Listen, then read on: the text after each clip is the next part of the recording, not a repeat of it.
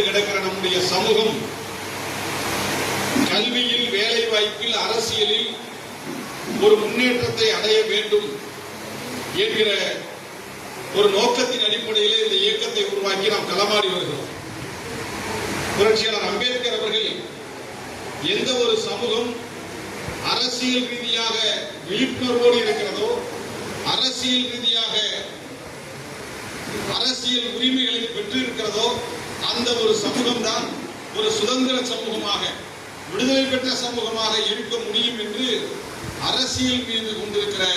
அந்த தாக்கத்தால் அல்லது அரசியலால் ஏற்படக்கூடிய விளைவுகளை அறிந்த காரணத்தினால்தான்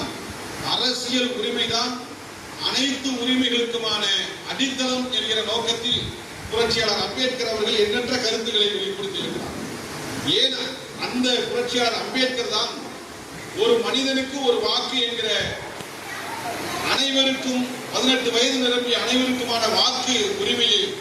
இங்கே உறுதி செய்து தன்னை யார் ஆள வேண்டும் என்கிற அந்த முடிவை வாக்காளர்களே முடிவெடுக்க வேண்டும் என்கிற அடிப்படையில் தான் நம்மை யார் ஆள வேண்டும் என்று நாம் தேர்ந்தெடுக்கக்கூடிய அந்த வாக்குரிமையை நமக்கு பெற்றுத் தந்த புரட்சியாளர் அம்பேத்கர் அவர்கள் இந்த வாக்குரிமையை வைத்து உனக்கான அரசியல் உரிமையை நீ தீர்மானித்துக் கொள்கிற அடிப்படையில் எண்ணற்ற கருத்துக்களை பதிவு செய்ததோடு இந்த மக்கள் அரசியல் அதிகாரம் பெற வேண்டும் என்பதற்காக தன்னுடைய ஆயுள் முழுவதும் போராடியவர் புரட்சியாளர்.